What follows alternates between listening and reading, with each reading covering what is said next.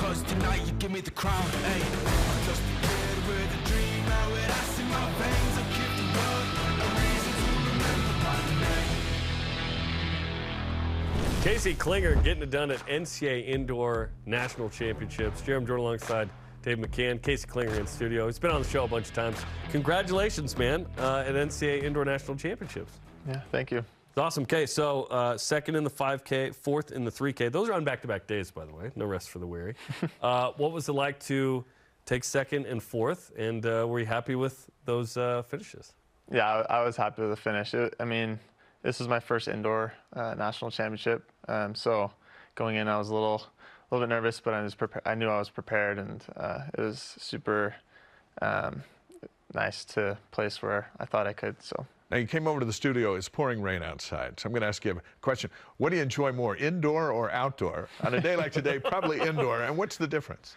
Honestly, the only difference is the track size. Really, indoors it's a 200-meter track, 400, or outdoors a 400-meter track, and so they're both fun. I mean, it's nice to have a switch up in racing. So. What's the strategy differential of indoor versus outdoor when the track is different? Yeah, with the smaller track, it's definitely harder to make moves. So you have to be a little more tactically aware when to make moves, because it's hard to get around a lot of people on such a small track. So. Are you a good rebounder in basketball? Like you box out a little bit when you run? Is it weird? I mean, if you look at me, I'm good at boxing out, so I did okay. Is it weird to, while you're running, sort of keep someone off you? Like, walk us through that strategy. Yeah, I mean, especially in indoors, it gets pretty bunched up, so you have to be pretty aware, kind of let people know that you're there and try to protect your position. It's like NASCAR.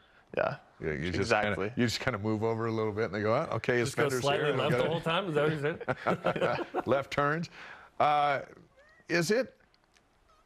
How close have you come to just going down with the whole group? Going down. You know, like getting tripped up, and you mentioned how bunched up you are together. Like Tour de France, indoor speed skating, right? Where one bike goes down, they all go down. Yeah, I mean, for a lot of the race, you're just looking at the person ahead of you, or looking at a couple guys ahead of you, making sure that you're ready to make a move if someone goes down, because it gets pretty bunched up. So I've come pretty close to falling, but luckily I haven't yet. So. Being top 5 in 2 different categories, which is awesome, 3K and 5K. What were your goals going in? And what was the approach in each of those races to get what you got? So the race was in Albuquerque. Having it be at altitude, I knew I was prepared for that, because it's kind of the same as Utah. But the goal was just to stay in contention and to be a competitor in both races, and to see what I had the last 400 meters of the race. And I was pleased with the 5K. I had to have a strong finish, and the 3K was decent as well. So. I was glad that I kind of executed my plan pretty well. So, how was it on campus when you're a football player or a basketball player doing amazing things? Everybody knows who that person is. You walk around, you're a 5-time All-American. You go in the library and say, a 5-time All-American just walked in here, and no one got up. No one's even looking. What is that like? Do you feel under the radar despite the success that you've had, which is tremendous? I mean, honestly, the people in my circle are super supportive, and honestly, the athletes and the administration of BYU is super supportive. So I've never felt like under the radar, honestly. I mean, of course, when you compare to football and basketball, there's a difference there. But I'm just grateful for the opportunity, and it's been special. And there's a coolness factor too, right? It's cool to be a 5-time All-American. It's all right. Yeah. Your kids are going to love it someday. It's like my dad was a 5-time All-American. Maybe more before you're done. We'll see. They'll probably think I'm lame. and you have another full season of outdoor right now, cross-country, indoor, outdoor, right? Yeah. Awesome. And you totally came into BYU under the radar as the Gatorade National Runner of the Year. Yeah. So you've been off the radar for a while. And of course, we know your in-laws, the Bowers, the volleyball family. Morgan's your wife. What's the sort of dynamic of like the volleyball family integrating into like running and supporting you? What's that like?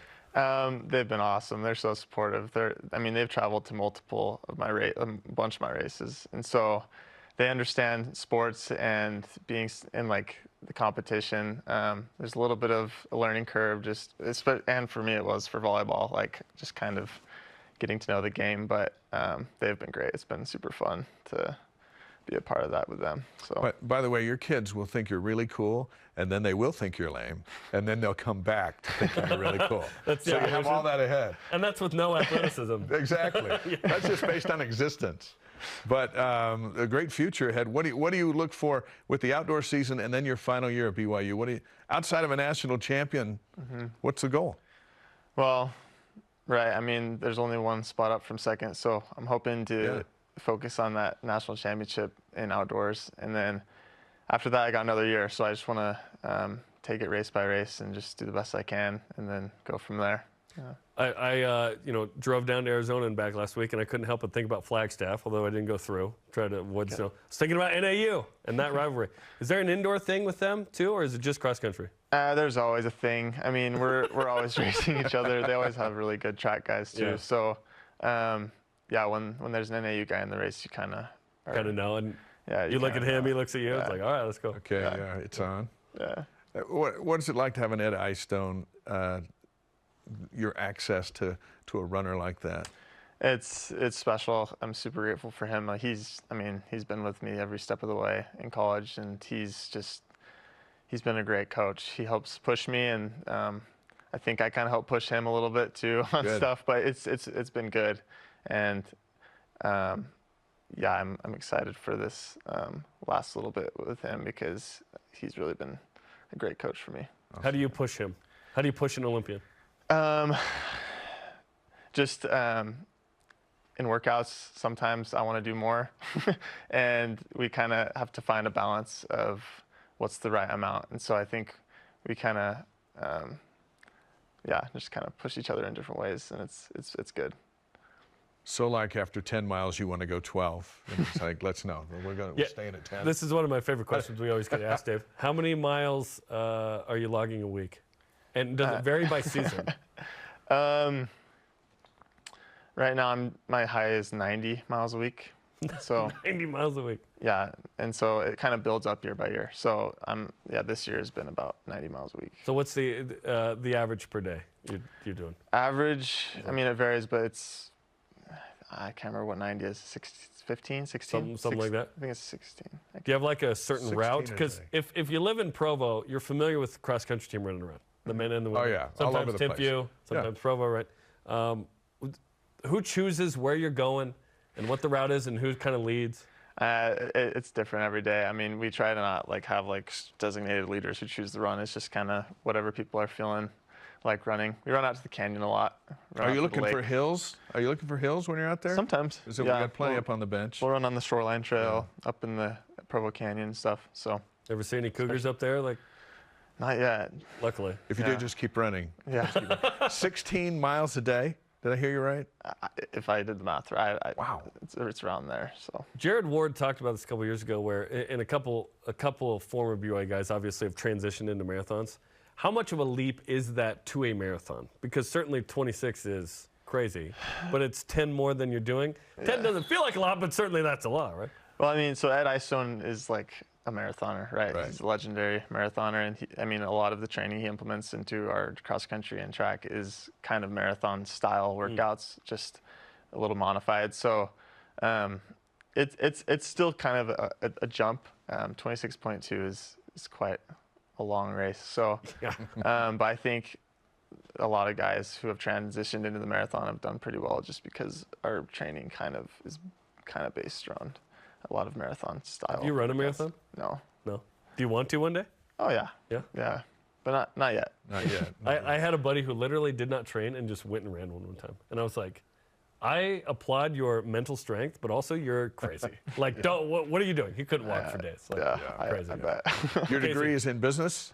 Yeah. How's that coming? It's going good. On track to get done? Yeah, got another year, and so that should be good. Fantastic. Awesome. Well, good luck with the outdoor season, which I know starts this week at Stanford. You going to that meet, or are you taking that one off? No, I'm taking that one off. Awesome. I think you deserve it based on the national. So thanks for coming in, and best of luck. Yeah, thanks for having me.